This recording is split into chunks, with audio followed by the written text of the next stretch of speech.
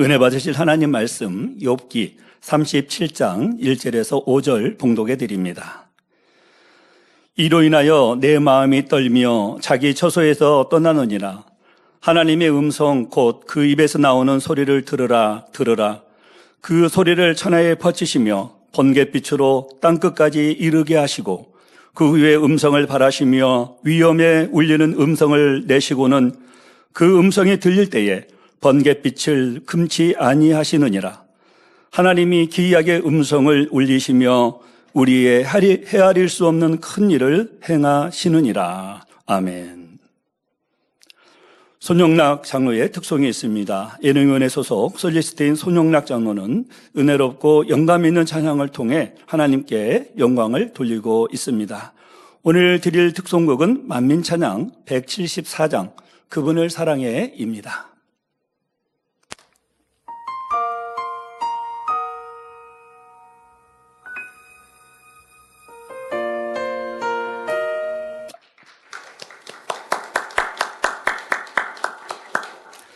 당회장님께서 욥기 강의 111번째 창조주 하나님 두 번째 제아의 말씀 증거해 주시겠습니다.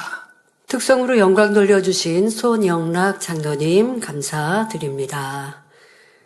오늘은 지난주에 이어서 원장님의 소천 후 이렇게 보내주신 조문의 글, 조의 글을 전해드리고자 합니다.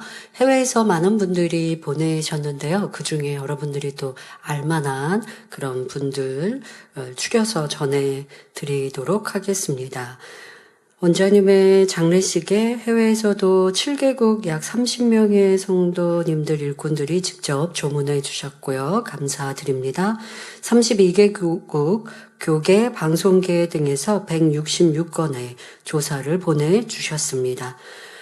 이스라엘 홀로코스트 생존자 후원 연맹 안드레 가즈롭스키 박사님이 보내온 내용입니다. 이수진 목사님께 이봉임 원장님의 소천 소식을 접하며 깊은 애도를 표합니다. 원장님께서 먼저 하늘나라로 가신 소식은 목사님과 가족 그리고 원장님께 은혜와 사랑을 받은 모든 사람들에게 커다란 아픔과 상실입니다. 원장님의 소천이 이재록 박사님의 소천 일주기와 시간이 정확히 일치하다는 점은 매우 뜻깊고 감동적입니다. 사랑하는 분을 떠나 보내는 것은 무겁고 어렵지만 이제 두 분이 하늘나라에서 우리 주님과 함께 거하시며 재회하셨음을 생각하며 거기에 큰 위로를 얻습니다. 두 분의 삶은 흔들리지 않는 신앙, 희생적인 사랑, 그리고 하나님의 나라를 향한 헌신의 증거였습니다.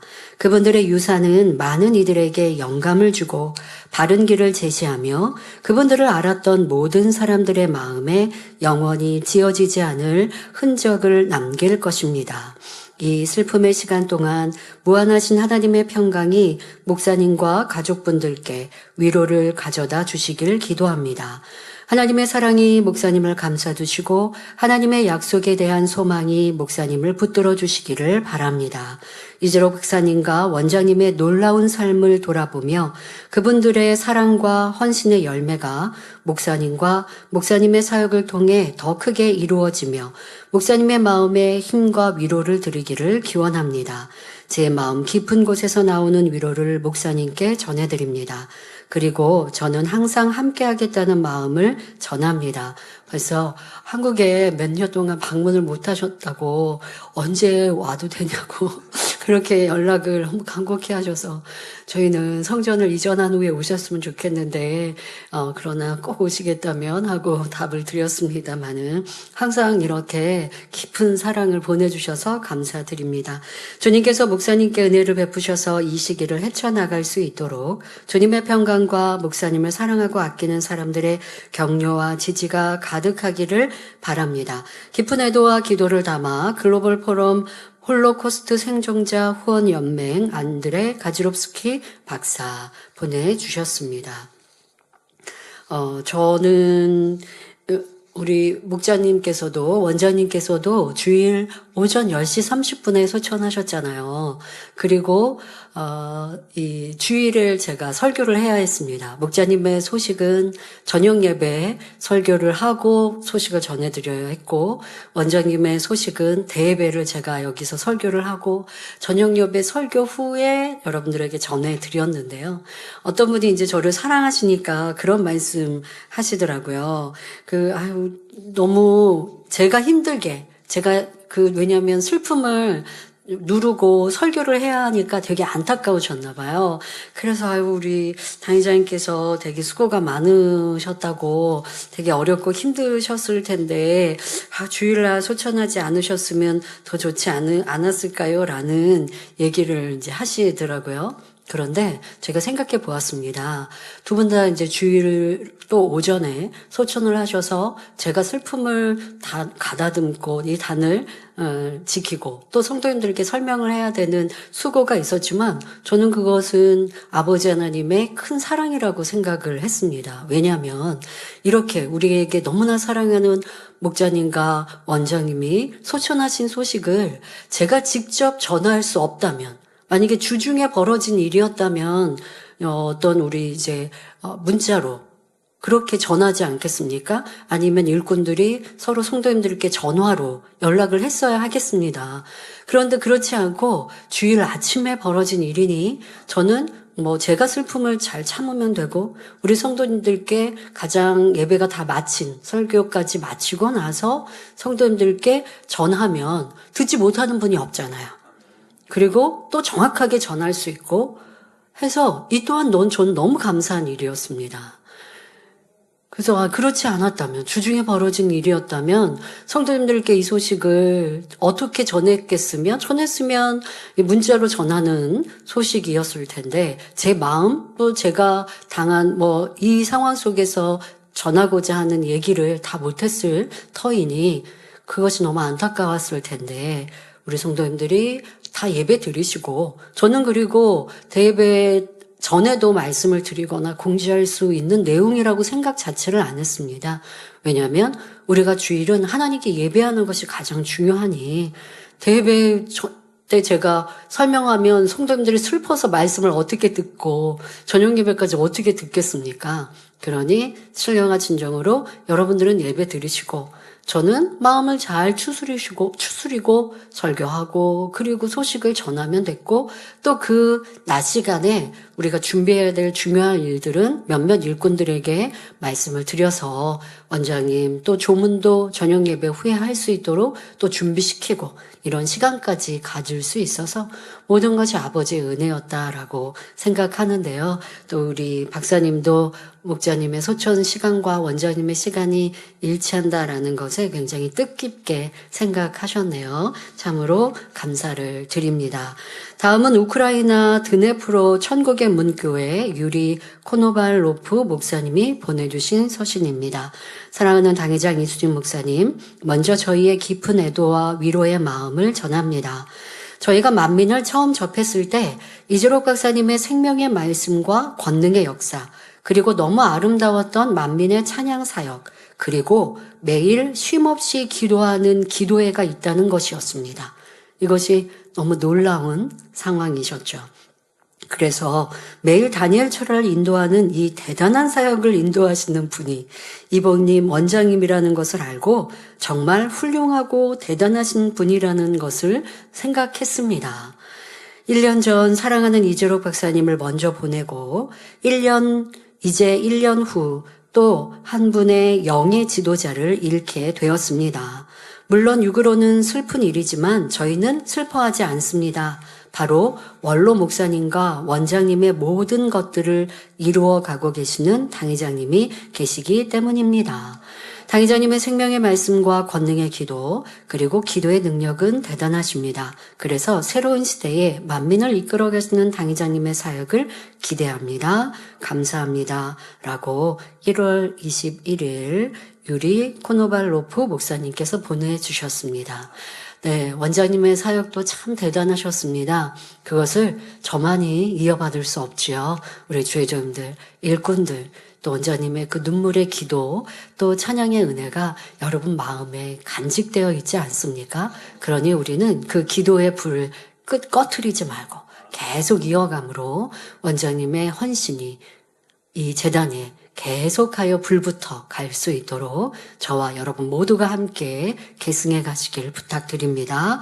다음은 미국 월드 선결센터 대표 마크 바잘러프 목사님의 서신입니다. 사랑하는 당의장 이수린 목사님, 만민의 모든 성도님들, 월드 선결센터를 대표하여 사랑하는 이복님 원장님의 소천에 깊은 애도와 사랑의 마음을 전합니다. 당의장 이수진 목사님과는 딸이지만 친구처럼 지내셨던 이복님 원장님께서 먼저 천국에 가셔서 당의장님의 마음이 얼마나 아프실지 감히 짐작해 봅니다. 제가 원장님과 이렇게 친구처럼 지냈다라고 해외에 우리 주회장님들도 이렇게 알고 계시네요. 그리고 위로를 해주시는데요. 감사드리고요. 저는 이제 슬픔을 기쁨으로 잘 승화시켜서 원장님의 사역을 잘 이어받아야겠다라는 마음으로 다짐하니까요. 걱정 안 하셔도 되겠습니다. 제가 기도할 때 하나님께서 비록 이복님 원장님은 육으로 우리 곁을 떠나셨지만 주님의 강한 손이 당의장님을 더욱 강하게 붙드시고 인도해 주시는 것을 알려주셨습니다. 이제 당의장님은 새로운 만민의 세대의 리더로서 힘차고 멋지게 만민의 사역을 이끌어 가실 것입니다. 그래서 이 복잡하고 어려운 세대에 참된 사랑의 등대가 되는 만민의 사역의 기수가 될 것입니다. 어머니를 먼저 보내신 당의자님의 마음에 주님의 따스한 손길이 와서 큰 위로를 주시기를 기도하겠습니다. 사랑과 위로를 담아 미국 월드 선교센터 대표 마크 바젤프 목사님께서 보내주셨습니다. 다음은 영국 런던 만민교회 제인 은폴라구마 선교사님이 보내주신 글입니다.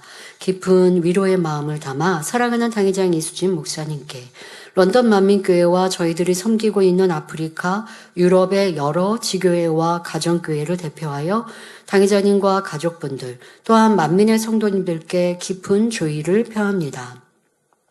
사랑하는 이복님 원장님과 함께했던 소중한 순간에서 위로를 받으시고 원장님과의 기억에서 평안과 위안을 느끼시기를 기원합니다. 이와 같은 큰 상실의 시간에 저희들의 마음과 생각과 기도 속에 항상 당의자님이 계시는 것이 조금이나마 위로가 되기를 바랍니다. 저희들은 위대한 기도의 지도자로 원장님을 항상 기억할 것입니다. 저희 모두가 큰 축복을 받았던 다니엘 철야 기도의 순간들을 잊지 못할 것입니다.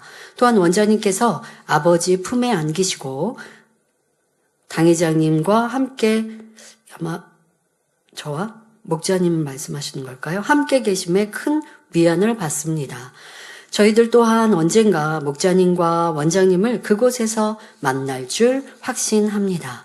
요한복음 11장 25절 26절 예수께서 이르시되 나는 부활이요 생명이니 나를 믿는 자는 죽어도 살겠고 무릇 살아서 나를 믿는 자는 영원히 죽지 아니하리니 2025년 1월 20일 영국 런던 만민교회 제인 은폴라구마 선교사님께서 보내주셨습니다. 다음은 콜롬비아 엔나세의 로살바 로드리게스 사장님이 보내주신 글입니다. 사랑하는 유가족 만민의 성도님들 먼저 깊은 애도의 마음을 전합니다. 오늘 사랑하는 이복님 원장님께서 우리의 영원한 아버지 하나님 품으로 돌아가셨다는 슬픈 소식을 접하게 되었습니다. 저는 원장님을 사랑이 많은 어머니 같은 분으로 기억합니다. 콜롬비아 엔나세 사장님이시거든요. 그런데 원장님을 이렇게 우리와 동일하게 사랑이 많은 원장님으로 기억하신다고 하니 참 감사드립니다. 원장님이 전 세계 이렇게 많은 분들에게 많은 영향을 끼치셨구나라는 생각을 더 하게 되었습니다. 특별히 제가 한국을 방문해 교회에서 함께 성령의 능력 속에서 기도할 때 교회와 성도들을 향한 사랑을 개인적으로도 많이 느꼈습니다. 해외에서 오신 주의종들 성도님들이 다니엘철에 참석하면 정말 깜짝깜짝 놀라십니다. 러시아 출장하셨던 우리 오늘 특송해 주신 손연락 장로님의 그 멘트에서도 러시아의 총회장님들이 지금 몇 년 동안 코로나 이후 한국 방문 못 하셨잖아요. 그런데도 두고두고 기뻐하고 감사하고 놀라워했던 기억, 많은 만민의 추억들이 있지만 그중에 최우선으로 꼽는 것 하나가 바로 기도이셨고 다니엘 철학이시거든요. 세계 많은 교회가 있지만 우리같이 이렇게 쉼 없이 오랜 시간 끊임없이 기도하는 교회 찾기가 참으로 쉽지 않습니다. 그 사역을 우리 원장님께서 해주셨으니 하늘에 얼마나 상급이 크시겠습니까? 함께 할 때는 도리어 그렇게까지 생각하지 못했던 원장님의 그 수고와 헌신이 얼마나 대단하신지 세계 곳곳에서 보내주신 글을 통해서 다시 한번 느낄 수 있는데요. 이 콜롬비아 엔나세 사장님이 우리 만민의 성도 주의종이 많으시잖아요. 그런데도 이렇게 뜻깊게 기억하고 계십니다. 하나님의 사랑이 자녀분들과 원장님의 기도로 축복을 받은 많은 전 세계에 있는 교회들에게 위로가 되기를 기도합니다. 이런 내용의 찬송이 떠오릅니다. 모두 함께 노래합시다. 천국에서 천국에서 천국에서 구속받은 자들이 그곳에서 주님을 찬양하겠네 라는 가사말을 보내셨습니다. 언제나 변함없는 사랑과 애정을 담아 콜롬비아 엔나세 사장 로살바 로드리게스 님께서 보내주셨습니다. 그 외에도 베네수엘라 시우닷 과자나 목회자 협의회 회장 프랑클린 발렌시아 목사님께서 또 보내주셨고 페루 전 국회의원 여당 총재이신 로사 그라시엘라 야나리꼬님께서도 글을 보내주셨고 또 페루 목회자 협의회 회장 다니엘 베가 목사님께서도 이렇게 조의의 글을 보내주셨습니다. 그 외에도 많은 분들이 보내주셨는데요. 다 읽어드리지 못한 것 그리고 또 이렇게 사랑하는 원장님에 대하여 함께 애도해 주신 것에 대해서 감사를 드립니다. 이분들의 고백처럼 원장님의 수고와 헌신이 우리 마음 깊은 곳에 남아서 우리도 변함없이 하나님께 올리는 기도의 향으로 또 원장님의 받은 은혜를 함께 기억할 수 있기를 다짐해 봅니다. 설교에 들어가기 앞서서 원장님의 그런 기도로 인하여 크게 치료받은 간증 한 가지 더 해드리도록 하겠습니다. 1대대 사교구 66세 정용필 장로님의 간증입니다. 2022년 6월 혈변이 있어서 병원에 가서 내시경을 해보았는데 직장암이라고 했습니다.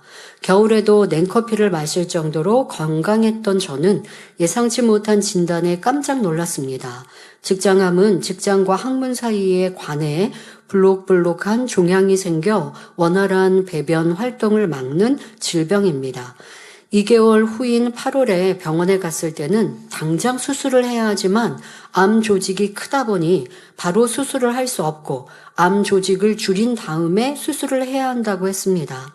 저는 항암 치료를 시작했는데 항암 치료란 혈관 내에 약을 투여하여 암세포를 죽이는 과정입니다. 그런데 약이 독하기 때문에 정상적인 세포도 같이 죽고 면역력이 떨어지고 기관 활동이 멈추며 소화력이 급격히 떨어지는 등 여러 가지 부작용이 있으며 그러다 잘못하면 사망하는 경우도 있다고 했습니다. 요즘에는 병원에서 치료를 권할 때 이런 부작용에 대해서 설명을 잘 해주어야 하는 게 의무이지 않습니까?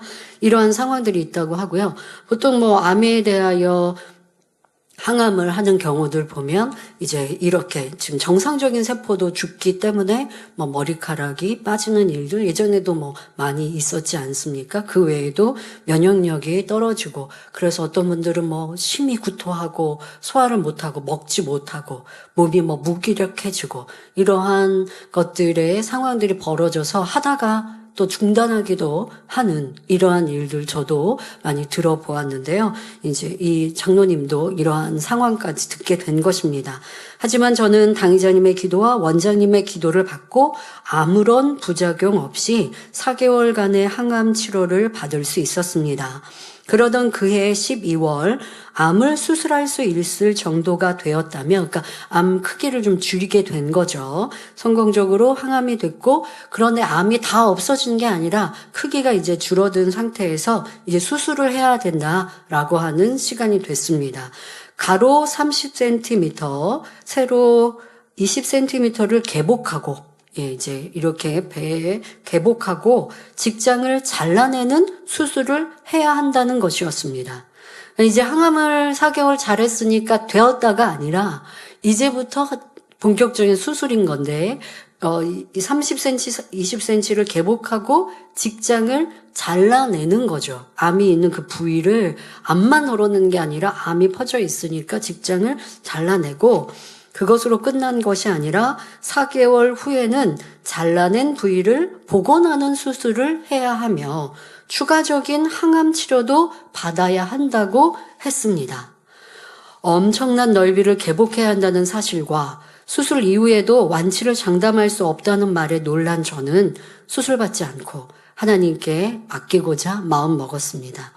의사 선생님은 지금 수술받지 않으면 큰일 난다며 수술할 것을 적극 권유했지만 저는 본교회에서 신앙생활하며 뇌경색, 척추, 고울절 등을 치료받은 체험이 있었기에, 장로님도 이제까지 뇌경색, 척추, 고울절을 치료받으셨네요.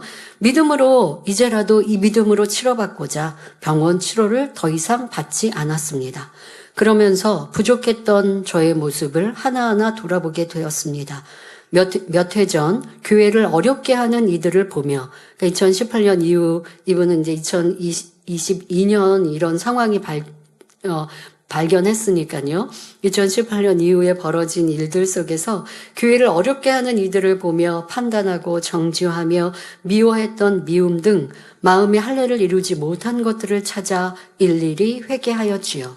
2달에 한 번씩 있는 작정 다니엘 철야 기도에 참석하여 기도할 때 이봉림 원장님께서는 성령의 불로 질병, 균들 태워주시고 깨끗이 치료해 주시라고 제 몸에 손을 얹고 2차례 이상 기도해 주셨습니다. 그러니까 어떻게 이 스튜디오에 참석할 수 있고 원장님께 기도받는 시간이 있으셨네요. 감사하게. 그래서 2차례 이상 직접 어깨에 손을 얹고 기도를 해주시는 이러한 축복을 받았습니다. 그때마다 제 몸에 뜨거움이 임하는 것을 느꼈지요. 그리고 당의자님께서 인도하신 치유 집회에 참석하여 직장암을 부르며 환자를 위한 기도를 해주실 때 근본 뿌리까지 태움받기를 사모하는 마음으로 아멘 아멘 하며 간절히 기도받았습니다. 2024년 4월 정기 검진을 위해 병원을 찾아 혈액검사, 내시경, MRI, CT 등 종합적으로 검사를 하였는데 모든 검사를 마치신 의사 선생님께서 암 조직 자체가 보이지 않네요. 흔적도 뿌리도 보이지 않네요 라며 놀라워하셨습니다. 할렐루야. 강의자님과 원장님의 기도를 통해 직장암 세포가 근본 뿌리까지 태움받은 것이지요. 직장암 수술을 받은 후 부작용으로 인해 기저귀를 차고 다니는 지인들의 모습을 보면서 저는 수술받지도 않고 깨끗이 치료받아 1년 9개월 되어가는 지금까지 건강하게 생활하고 있으니 아버지 하나님의 은혜와 사랑에 감사가 넘칩니다. 혹시 이렇게 간증하면요. 저희는 보태고 빼는 것 없이 있는 그대로 간증하지 않습니까? 이 간증을 듣고 항암 치료해서 항암 받았으니까 항암 받았는데 이제부터 수술을 해야 된다. 본격적으로 개복 수술을 해서 직장 자르고 그리고 시간 두고 또 이 직장 다시 붙이고 또 그리고도 항암 또 해야 된다고 병원에서 얘기했다고요. 그리고 수술 안 하면 큰일 난다고 했다고요. 그런데 그렇게 해도 완치된다는 확신이 없고 또 이분 지금 말씀하신 것처럼 직장암 수술을 받고도 이 배변이 원활하지 않아서 불편한 삶을 사는 주변의 분들을 보았기에 내가 하나님께 이제서라도 맡기리라 했는데 아버지 하나님께서 이렇게 깨끗하게 치료해 주셔서 1년 9개월이 지난 후 이렇게 건강하게 살고 있고 병원에서도 암을 볼 수 없다, 찾을 수 없다, 확인해 주시니 얼마나 감사한지요. 치료해 주신 아버지 하나님께 모든 감사와 영광을 돌리며 기도해 주신 당회자님과 새 예루살렘에 계시는 사랑하는 원장님께도 감사드립니다. 네, 감사합니다. 장로님께서 원장님 조문하러 오셔서 저희에게 이 간증을 이제 잠깐 시간이 길게는 못하니까 원장님의 기도로 이렇게 치료받아 건강합니다 라고 하시더라고요. 또 많은 분들이 원장님의 터치로 이렇게 치료받고 응답받고 문제 해결받았습니다. 저의 깊은 마음 원장님께서 어떤 기도의 모임 때 나의 마음을 다 읽고 이렇게 기도해 주셔서 변화되었습니다 하는 많은 간증을 들으면서 원장님의 삶이 참으로 아름답고 복되시구나 라는 걸 저 또한 더 느끼게 되었습니다. 그리고 이러한 삶을 계속 이어가야겠다. 또 가족들도 다짐하게 되었는데요. 원장님의 삶뿐만 아니라 여러분도 할 수 있습니다. 구역장으로도 조장으로도 지역장으로도 내게 맡겨진 양떼들 위하여 이러한 원장님이 우리 성도들을 위해 간절히 기도하셨던 그 기도와 같이 여러분들은 구역 식구를 위해 조 식구를 위해 지역 식구를 위해 기관 식구를 위해 그들의 질병과 문제가 있으면 아침 금식하며 작정하여 기도해 주는 기도가 문제 해결과 치료의 역사로 나타난다면 여러분의 상급이 얼마나 크겠는지요. 우리가 원장님의 삶을 되돌아볼 때 참 복되시고 아름답다 고백할 수 있듯 여러분들도 그러한 복된 삶을 사시길 바랍니다. 저는 사랑하는 목자님과 원장님이 먼저 천국 가신 일들을 경험하고 이렇게 시간을 보내면서 그래 삶에는 항상 이 손바닥 뒤집기처럼 죽음이라는 것이 있지. 특히 원장님은요, 저희가 어렸을 때부터도 엄마가 죽을 수 있어. 그러면 너희들이 잘, 화평하게 잘 지내고 살아야 된다. 둘이 어렸을 땐 그런 얘기 참 많이 하셨거든요. 그리고 다니엘 치료 때도 말씀하셨죠. 나는 오늘 내가 내 삶을 다하더라도, 주님이 나를 부르시더라도, 내 삶이 깨끗하고 반듯하도록, 기도원 집회를 나가면서 항상 뒤를 돌아본다라는 말씀 하셨었는데요. 원장님의 이제 삶을 다하고 비어있는 방을 이렇게 둘러보니 뭐 좋은 거 별로 없고 원장님의 옷이나 뭐 가방이나 이렇게 보면서 뭐 좋은 거 반듯한 거 그냥 이제 원장님이 뭐 가지고 계신 뭐 이렇게 모피 몇 벌 뭐 그러한 숄 이거는 이제 저도 가지고 했습니다만은 뭐 좋은 거 이렇게 없이 사셨구나. 근데 그게 얼마나 복되십니까? 참 감사한 마음을 갖게 되었는데요. 그렇게 우리가 원장님의 삶을 뒤돌아볼 때 참으로 아름다운 삶이다. 복되시다. 하늘에 사는 게 얼마나 클까라고 고백할 수 있듯 우리도 그런 삶을 살아갑시다. 연로하신 분들은 내 삶을 다할 때가 언제일지는 모르나 언제든 부르셔도 부끄럽지 않도록 오늘도 내일도 최선을 다하시고 그렇다고 나 빨리 천국 갔으면 좋겠어 그런 말씀 쉽게 하지 마시고요. 준비되어 있는 거 아니시다면 더더욱 그런 말 그냥 지나가는 말로도 하지 마시고 주어진 삶을 최선을 다해 살아가시고 또 젊은 분들이라 한들 죽음이 없는 것 아닙니다. 삶과 함께 죽음은 항상 있습니다. 죽음을 생각한다고 해서 슬프게 힘들게 괴롭게 나 죽고 싶어 이러라는 게 아닙니다. 죽음을 생각한다면 오늘의 내 삶을 최선을 다해 사는 것이지요. 부끄럽지 않은 삶을 살라는 것이지요. 그러한 우리에게 교훈으로 남기를 부탁드립니다. 그리고 원장님은 이 땅에서도 기도를 인도하시는 삶을 사셨거든요. 예루살렘에 가셔서 더더욱 우리와 함께 우리 세대에 우리를 놓고 기도하셨고 우리를 기도로 어떻게 하는 충만히 이끌려고 하시는 사명을 받으셨던 분이고 충분히 원장님의 사명을 충성되게 감당하셨기 때문에 예루살렘에 가서도 그 몫을 우리를 위해 중보하고 계시거든요. 그런데 원장님이 그렇게 나를 위해 충만한 기도가 되기를 기도해 주시니까 됐지가 아닙니다. 내가 그런 기도를 하려 노력할 때 그 은혜가 더 임하는 것이에요. 자, 그리고 우리 성도님들, 사랑하는 원장님과 목자님이 먼저 천국에서 먼저 가셨고, 우리를 위해 기도하고 계신다고 하고, 또 그분들이 우리를 위해 중보하시니까 그것이 도움이 된다고 해서 뭔가 오해를 하시면 안 됩니다. 내가 할 몫을 하지 않고 도움을 받을 수는 없습니다. 그것은 하나님의 공의가 아닙니다. 주님이 우리를 위해 중보하시고 성령님이 우리를 도와주실 때도 내가 할 몫을 하고 내가 충만히 기도해야 그 능력이 내게 임하는 것이거든요. 그러면 그 능력은 내가 한 수고보다 더 크게 임한다는 것입니다. 그리고 기도는 주님의 이름으로 하나님께 하는 것입니다.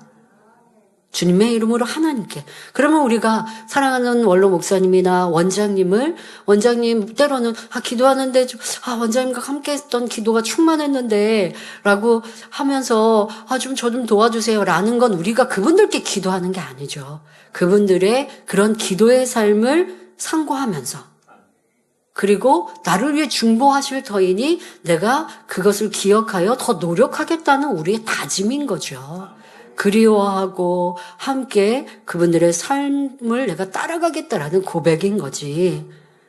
그분들에게 우리가 기도해서 응답받는 거 아닙니다. 기도는 주님의 이름으로 하나님께 올려드리는 거예요. 그러나 사랑하는 원로 목사님과 사랑하는 원장님은 우리와 영적인 끈이 있으신 분들이잖아요.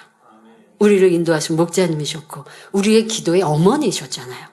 이 땅에서 여러분들이 그런 관계를 맺으셨다면, 그런 관계가 없었다면 이후에는 어쩔 수가 없지만 그런 관계를 맺으신 분들이라면 그분들이 우리를 위해 기도해 주시고 나도 여기에서 기도할 때 내가 하는 기도의 위력보다 더 큰 것을 얻을 수 있는 것입니다.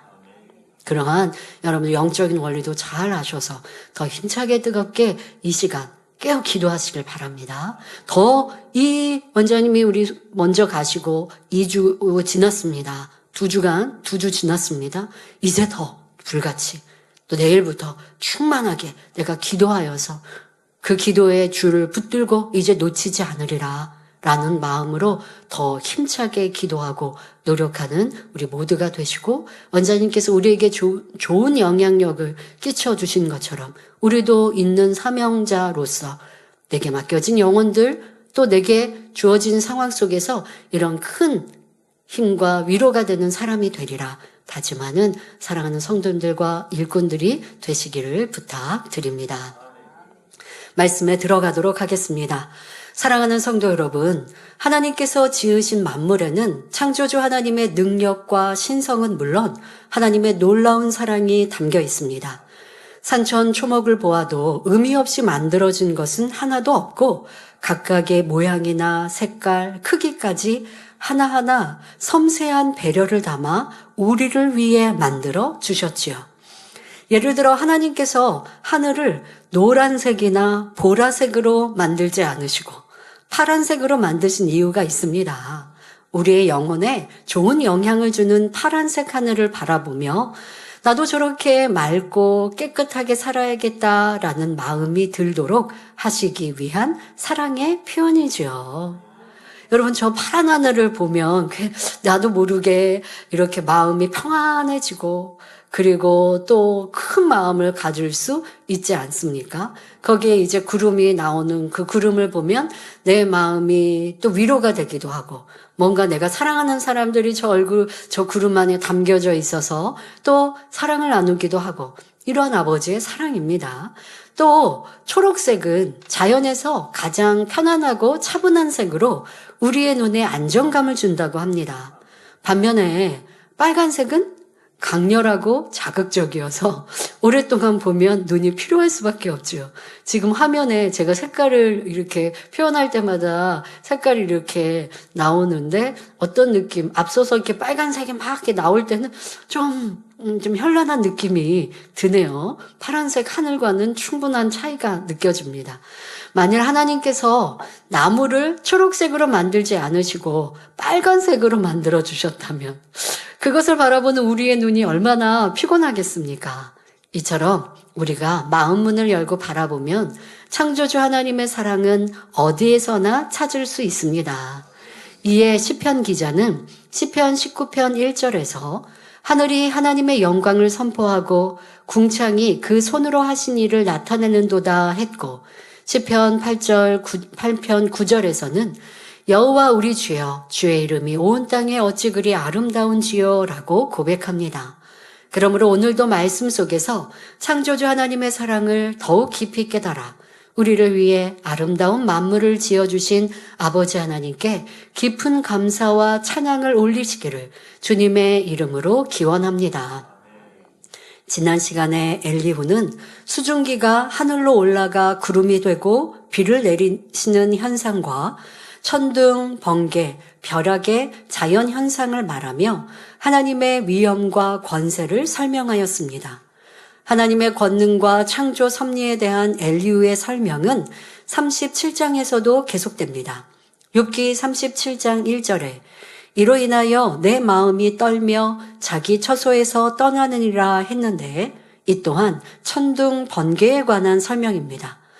엘리후는 우렁찬 천둥 소리와 번쩍이는 번갯빛에 마음이 두렵고 떨려서 자리를 피한다고 말하고 있습니다. 마치 어린아이들이 천둥 소리가 나면 무서워서 부모님 계신 방으로 달려가는 것처럼 말입니다. 오늘날은 건물에 피뢰침이 있어서 안전하다는 것을 알면서도 천둥 소리를 들으면 깜짝 놀라며 무서워하는 사람들이 많습니다. 더구나 엘리후가 살던 시대는 수천 년 전이므로 두려움이 더욱 클 수밖에 없지요. 이 두려움은 곧 엘리후의 마음이 하나님과 거리가 멀다는 것을 나타냅니다. 하나님과 가깝다면 아무리 뇌성이 커도 두려워하거나 숨을 곳을 찾을 이유가 없습니다. 엘리후는 욥을 지적하며 권면한다고 하지만 그 역시도 하나님 앞에 떳떳하지 못하고 온전한 마음이 아니기 때문에 마음이 떨며 처소에서 떠난다고 말하는 것입니다. 요한일서 4장 18절에 사랑 안에 두려움이 없고 온전한 사랑이 두려움을 내어 쫓나니 두려움에는 형벌이 있음이라. 두려워하는 자는 사랑 안에서 온전히 이루지 못하였느니라 말씀했습니다.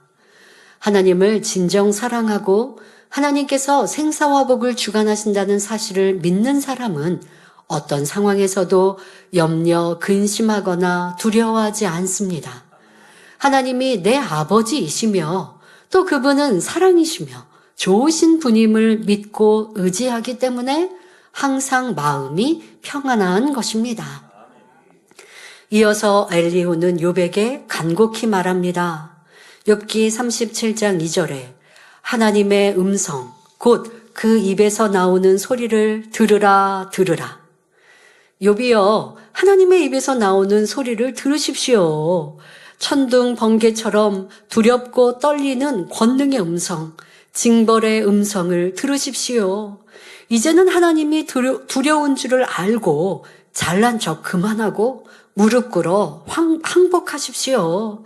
지금이라도 돌이켜 징계를 면하십시오.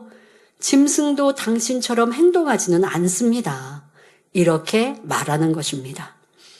흔히 사람들은 천둥 번개가 치면 하나님을 두려워하다가도 다시 하늘이 맑아지면 금세 하나님의 존재도 두려움도 잊어버리고 여전히 자기 유익을 쫓아 죄를 향해 달려갑니다. 인간의 마음이 얼마나 간사하고 병개함이 많은지요. 사랑하는 성도 여러분, 여러분 또한 이러한 병개함이 있지는 않았는지 점검해 보시길 바랍니다. 2023년 12월 31일 사랑하는 목자님의 소천의 소식을 듣고 우리는 2024년 1월 1일을 맞이했습니다. 자, 그러면서 12월 31일 소식을 듣고 또 우리는 그날이 또 주일이었고 그리고 그날 송구영신 예배까지 여러분들은 들으면서 2024년 새해를 맞았습니다. 그리고 어떤 분들은 이제 정신 차려야지. 나로 인해 이렇게 목자님을 힘들게 어렵게 하였는데 그렇게 당부하고 간곡히 하신 말씀을 내가 기억하여 이제 열심히 달려가야지 라고 결단했는데 1년의 시간 동안 중간에 변개한 사람도 있고 또 어떤 사람은 연초에 그런 마음 갖다가 몇 개월이 지나니 또 변개하기도 하고 그러다가 회복하기도 하고 자꾸만 이렇게 내리고 오르고 내리고 오르고 하는 분들은 그러면 계속 올라가는 속도가 너무 늦잖아요. 이게 바로 변개함이죠. 많은 분들이 목자님의 소천 소식을 듣고 내가 이래서는 안 된다 다짐하고 뜨겁게 달려가기라. 남아있는 성도라면 그러하셨을 텐데 그 마음이 변함이 없었는지, 아니면 몇 개월이 지나면서 또 변해 버렸는지, 원장님의 소천의 소식을 듣고 또 내 마음을, 또 내 시간과 정성을 다시 마음 모으면서 이제는 기도해야지, 원장님도 안 계신데 내가 깨어 기도하지 않으면 어찌하나 라는 마음으로 기도해야겠다라고 마음 먹었는데, 설 연휴 지나고 이제 내일부터 또 다니엘 절야가 현장에서 진행되는데 어떤 마음이신지, 이 다짐은 또 몇 개월 가다가 흐려질 것인지 결코 안 되지요. 우리에게 주신 이러한 사건, 큰 사건 하나하나가 우리에게 경종을 울리는 일들 아닙니까? 깨어 있어야 함을. 우리의 삶에도 끝이 있고, 또 주님께서 우리 모두를 부르러 오시는 공중 강림이 있다는데 그것도 인생은 끝인 거거든요. 언제 어떠한 일이 우리에게 닥칠지 항상 두렵고 떨림으로 구원을 생각하고, 나는 지금 어떠한가? 그리고 우리는 온전한 구원, 바로 더 아름다운 천국을 향해 달려가리라 다짐하는 일들에 변개함이 없어야 할 것입니다.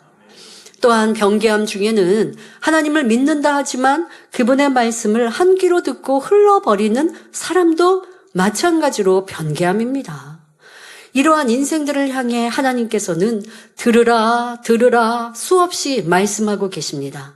성경을 보면 하라, 하지 말라, 지키라, 버리라 하신 말씀들이 기록되어 있는데, 이는 바로 하나님께서 우리에게 들으라, 들으라 간절히 외치시는 음성입니다. 이 말씀대로 지켜 행하는 것이 곧 하나님의 말씀을 듣는 것이며 순종하는 것입니다. 만일 말씀대로 행치는 않으면서 다 아는 말씀인데, 또는 저번에 들었던 말씀이네 한다면 하나님을 경외하는 마음도 사랑하는 마음도 아닙니다. 악한 말은 입에 담지도 말라, 수근수근하지 말라는 말씀을 들었는데 여전히 안 좋은 말을 전하고, 형제의 티를 보지 말라는 말씀을 들었는데 여전히 남을 험담한다면 들은 말씀이 무슨 소용이 있겠습니까? 사랑하고 용서하라는 말씀에 순종하여 사랑하고 용서하며, 화평하라는 말씀에 순종하여 화평하고, 기뻐하고 감사라는 말씀에 순종하여 기뻐하고 감사하는 것이 진정 하나님을 사랑하고 경외하는 삶이지요. 이사야 1장 19절에 너희가 즐겨 순종하면 땅의 아름다운 소산을 먹을 것이요 말씀하셨습니다. 그러므로 하나님의 말씀을 늘 가까이 하며 즐겨 순종함으로 응답과 축복이 넘치는 신앙생활을 하시길 바랍니다. 계속해서 엘리후는 천기를 움직이시는 하나님에 대해 설명합니다. 욥기 36장 3절 4절에 그 소리를 천하에 퍼치시며 번개빛으로 땅끝까지 이르게 하시고, 그 후에 음성을 발하시며 위엄에 울리는 음성을 내시고는 그 음성이 들릴 때에 번개빛을 금치 아니하시느니라 했습니다. 그 소리를 천하에 퍼치시며 번개빛으로 땅끝까지 이르게 하신다는 것은 천둥 소리가 온 천하에 울려 퍼지며 번개가 번쩍하면서 땅 구석구석까지 널리 비추는 것을 말합니다.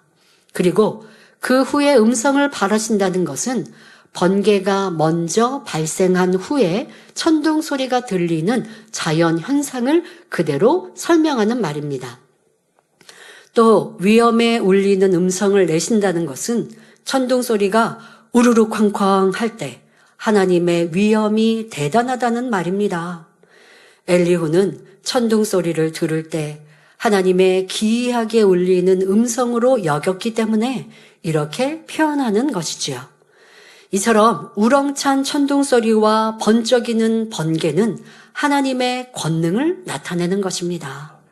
또한 이는 징계의 도구가 아니라 인간을 향한 하나님의 사랑임을 깨닫고 감사해야 합니다. 왜냐하면 우리가 천기와 징조를 보고 분별하여 위험에 대비하며 미리 준비할 수 있도록 섭리하신 것이기 때문입니다. 현대에는 기상청 예보를 통해 더 정확한 날씨 정보를 알 수 있지만 옛날에는 구름의 모양, 바람의 방향, 기온 변화 등을 관찰하여 날씨를 예상했습니다. 예를 들어 이슬비가 올 때는 날씨가 흐려지고 어두워집니다. 해가 보이지 않고 구름이 얇게 깔리면서 햇빛이 차단되기 때문입니다. 소나기나 큰 비가 오기 전에는 일반적으로 검은 먹구름이 몰려오고 바람이 강해지며 번개와 천둥이 동반되는 경우가 많습니다. 그러니 사람들은 큰 비가 내리기 전에 이런 징조들을 보고 비를 대비할 수 있었지요. 농부들은 하늘과 바람을 보고 소나기인지 큰 비인지 또는 지나가는 비인지 판단하여 농작물 수확을 서두르거나 논에 물을 댈지 말지를 결정할 수 있었습니다. 이처럼 하나님께서는 날씨 변화와 자연 현상을 통해 인간에게 대비할 수 있는 지혜를 주셨습니다. 그런데 사람들이 이를 깨닫지 못하고 방관하다가 미리 준비하지 못함으로 사고를 당하거나 피해를 입는 경우가 있습니다. 그러고는 믿지도 않았던 하나님을 찾거나 하나님도 너무한다며 원망하고 대적하는 어리석음을 범하지요.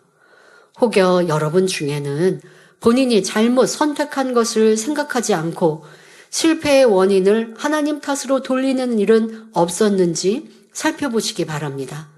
예를 들어 하나님 말씀에 보증을 서지 말라고 하셨는데 불순종하여 보증을 서주었다가 일이 잘못되니 하나님 탓으로 돌리며 원망하는 일은 없어야 합니다.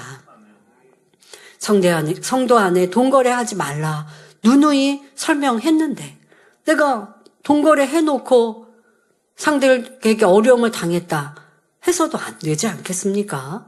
내가 잘못하고 내가 하나님 말씀에 어긋난 것을 철저히 회개하고 상대를 탓할 것도 없고 상대가 나를 속였든 힘들게 했든 내가 하나님의 뜻 가운데 말씀 가운데 살지 못한 것을 회개하고 상대를 탓하지 않고 겸비한 마음을 가지면 그 어려움을 해결할 길을 열어주실 것이고 또 이 일을 통해서 내가 하나님의 말씀대로 살지 못한 죄담도 헐고 이제는 명심하여 그 말씀대로 살아간다면 더 빠른 변화의 능력이 되지 않겠습니까? 그런데 상대를 탓하고 더 나아가 하나님을 탓하고 또 교회를 원망한다면 그것은 잘 될 일이 아닌 것입니다. 그러니 우리는 항상 진리 안에서 옳은 선택을 함으로 성령 충만함 가운데 형통한 삶을 영위하시길 바랍니다. 이어지는 욥기 37장 5절에 하나님이 기이하게 음성을 울리시며 우리의 헤아릴 수 없는 큰 일을 행하시느니라 말합니다. 뇌성, 천둥 소리는 갑작스럽게 울리며 그 소리가 매우 크고 때로는 땅의 진동까지 동반합니다. 엘리오는 이 우렁찬 천둥 소리를 들을 때 너무나 놀라웠을 뿐 아니라 신비롭고 기이하게 들렸습니다. 지금 이렇게 화면을 여러분 보십니다만은 소리는 우리가 지금 내보내지 않죠. 여러분 소리는 분명 무슨 어떠한 크고 또 내가 때로는 저런 소리를 들을 때 깜짝 놀라거나 두려워하는 이러한 사람들도 보지 않습니까? 자, 이것이 얼마나 신비롭고 기이한지 엘리후는 표현하고 있습니다. 그래서 이를 하나님의 기이한 음성이라 표현하는 것이지요. 또한 이러한 하나님의 능력은 인간의 능력으로는 도저히 이해될 수 없는 큰 일을 행하신다고 말합니다. 이 말 속에는 욥이여 하나님은 이처럼 위엄 있고 전지에 전능하신 분인데 당신은 어찌하여 감히 하나님을 대적하는 것입니까? 라는 질문이 담겨 있습니다. 창조주 하나님께서는 영원 전부터 스스로 계시는 완전하신 분이며 전지 전능하신 분이며 무소부재하신 분입니다. 그래서 성경에는 인간의 힘과 능력으로는 행할 수 없는 놀라운 기사와 표적들이 수없이 기록되어 있습니다. 그러면 하나님의 능력이 얼마나 기이하고 놀라운지 몇 가지만 살펴볼까요? 하나님께서는 이스라엘 백성을 출애굽시키는 과정에서 모세를 통해 애굽에 10재앙을 내리셨습니다. 그리고 그 재앙 중에 이스라엘 백성이 거한 고센 땅은 지켜주시더라는 것입니다. 이게 얼마나 놀랍습니까? 또 홍해를 갈라 이스라엘 백성을 마른 땅으로 건너게 하셨습니다. 그리고 이스라엘 백성들을 추격해 오던 애굽의 군대는 하나님께서 그들은 딱 건너오지 못하도록 막으시고, 그리고 이스라엘 백성이 홍해를 다 건넌 후에 그리고 그들이 뒤쫓아옵니다. 그리고 홍해를 마른 땅으로 건넌 이스라엘 백성들이 저 끝에 보이고 있어요. 그러니 애굽의 군대들도 따라 이 홍해로 들어왔는데 하나님께서 갈라놓으신 이 홍해를 다시 덮으시니, 그러니 뒤쫓아오던 애굽의 군대는 그 홍해에 수장되어 죽음을 맞지 않습니까? 이런 위대한 일을 행하신 하나님이 우리의 아버지가 되십니다. 또한 마라의 쓴물을 단물로 바꾸셨으며 반석에서 물이 나게 하셨습니다. 요나 선지자가 불순종하니 큰 물고기로 삼키게 하셨다가 그가 회개하자 하나님의 능력으로 육지에 토해내게 하심으로 다시금 사명을 감당케 하셨습니다. 전능하신 하나님의 역사는 신약시대에도 무수히 나타났습니다. 예수님께서는 죽은 지 나흘이나 된 나사로를 살리셨고 소경의 눈을 뜨게 했으며 갖가지 병든 사람과 연약한 사람, 귀신 들린 사람을 치료하셨습니다. 물 위를 걸으시며 바람과 파도를 잔잔케 하셨습니다. 주님께서 부활 승천하신 뒤에도 전능하신 하나님의 권능은 사도들을 통해 계속 나타났습니다. 사도 베드로의 경우에는 그 권능이 너무나 크니 사람들이 병자를 데려와서 베드로의 그림자라도 덮이기를 원했습니다. 또한 사도 바울에게는 희한한 능이 나타나 그의 몸에서 손수건이나 앞치마를 가져다가 병든 사람에게 얹으면 병이 떠나고 악귀도 나갔지요. 이처럼 하나님께서는 사람이 행할 수 없는 놀라운 권능을 보이심으로 모든 사람이 살아계신 하나님을 만나 구원에 이르기를 원하십니다. 히브리서 13장 8절에 예수 그리스도는 어제나 오늘이나 영원토록 동일하시느니라 말씀한 대로 하나님의 권능은 오늘날에도 예수 그리스도의 이름으로 동일하게 나타납니다. 이는 우리 교회에서 나타나는 일들을 통해 여러분들은 무수히 보지 않았습니까? 개척 이래 지금까지 이런 하나님의 크고 놀라운 권능의 역사, 신기하고 기이한 역사는 끊이지 않고 있습니다.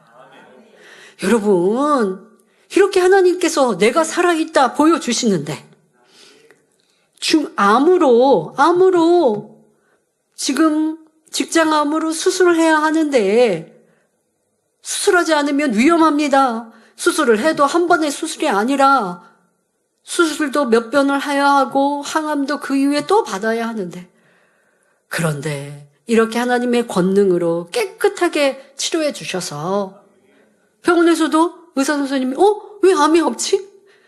놀라는 일들, 이거 여러분 한 번 들은 거예요. 너무 많이 듣고 보았지 않습니까?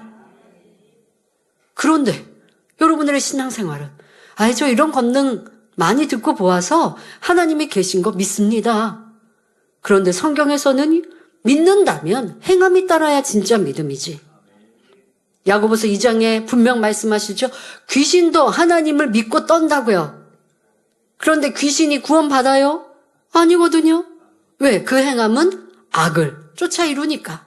그렇게 살아서 귀신이 된 이들이 또 사람들을 괴롭게 하고 하나님과 반대로 어둠의 일들을 이루는데 어찌 구원받겠습니까? 하나님이 살아계신 거 압니다. 믿습니다. 그것으로 구원받는 것이 아니라 알고 믿으면 그 말씀대로 순종하여 살라. 이것이 참 믿음이라 우리에게 당부하고 계십니다. 이렇게 위대하신 살아 역사하시는 하나님이 우리 아버지이시요. 그 하나님은 분명 내세 천국과 지옥을 두시고 우리가 이 땅에 산 대로 행한 대로 분명 심판하시는 심판자이십니다. 그러니 오늘의 삶, 내일의 삶, 하나님이 다 보고 계시고 그에 따라 우리에게 하늘의 영광, 아니면 그 무서운 불지옥의 고통을 당할 수 있음을 기억하여 하나님 말씀대로 살기를 힘써 노력하는 우리가 되어야 할 것입니다. 이처럼 놀라운 역사가 지금도 나타나는 까닭은 개인의 치료 응답뿐 아니라 모든 영혼에게 구원의 길을 열어주기 원하시는 하나님의 사랑 때문입니다. 이런 사랑을 보고 듣고 체험한 우리는 이제 그 하나님의 뜻 가운데 온전히 순종해야 할 것입니다. 결론을 말씀드립니다. 사랑하는 성도 여러분, 하나님은 살아계시며 천지 만물을 지으신 창조주가 되십니다. 또한 우리 사람을 만드시고 복 주시는 우리의 아버지가 되시지요. 그래서 저는 사랑하는 원로 목사님과 사랑하는 원장님을 아버지가 먼저 부르실 때 하나님에 대해 조금 더 원망이나 왜 이러셨어요? 저 이러면 너무 힘든데요? 그렇게 고백하고 생각해 본 적 없습니다. 아버지 하나님께서 가장 합당하게 가장 모든 것 원하시는 뜻대로 이루어 가시는데 사랑하는 원장님과 함께 이 땅에서 함께 오손도손 사랑을 나누면서 사역하다가 그러면 저도 뭐 든든할 것 같고 힘이 될 것 같고 라는 생각, 그런 생각으로 우리 원장님의 생명 아버지의 뜻 가운데 연장해 주시고 함께 사역할 수 있도록 기도했지요. 주어진 시간은 최선을 다해 기도하는 것이고 아버지의 뜻 가운데 부르셨으면 그 또한도 감사하고 그 안에서 아버지가 제게 원하신 뜻이 무엇일까를 찾아 나아갈 때 그래 원장님이 이런 복된 삶, 기도의 삶을 사셨으니 나도 더 그렇게 해야겠다. 원장님이 그렇게 나를 위해 많이 기도하셨으니까라고 평안한 것뿐 아니라 이제 내가 그러한 삶을 더 살아가서 우리에게 주어지는 이 만민의 사역과 또 세계 선교를 더 온전히 이루어드려야겠다. 그러면 나의 상급도 너무나 크지라는 마음에 큰 위로를 갖게 되지 않습니까? 여러분들에게 주어진 어떠한 삶든 어떠한 일들이든 간에 하나님이 왜 저기 이렇게 하세요? 저 이렇게 원했는데요. 하나님을 내 마음대로 신을 내 마음대로 이렇게 해주세요 저렇게 해주세요 한다고요? 그럴 수 없어요. 그거 기도 잘못하는 거거든요. 보통 우리가 하나님의 뜻대로 해주세요. 하나님 가장 합당한 뜻대로 이끌어주세요. 기도도 또 그렇게 하면서 현장으로 현실로 내 원하는 대로 되지 않으면 또 원망하더라는 것인데 이것은 하나님이 전지전능하십니다. 하나님은 위대하십니다. 라는 고백이 거짓인 거예요. 진정 하나님의 위대하심을 믿는다면 매사에 하나님의 뜻을 찾고 혹여 내게 부족함이 있어 당한 어려움도 회개에 돌이키는 하나님의 사랑의 기회로 터치로 알고 감사하면 축복으로 바뀌는 것이지요. 여러분들의 이러한 시간 속에 내 마음과 내 생각을 점검해 보시고 또 여러분들이 당한 어떤 어려움의 환경 속에서도 위대하신 하나님만을 의뢰하는 믿음이 있으시기를 바랍니다. 우리의 하나님은 눈에 보이지 않고 손에 만져지지 않으시나 분명 살아 역사하시는 분임을 너무나 많은 증거로 보여주십니다.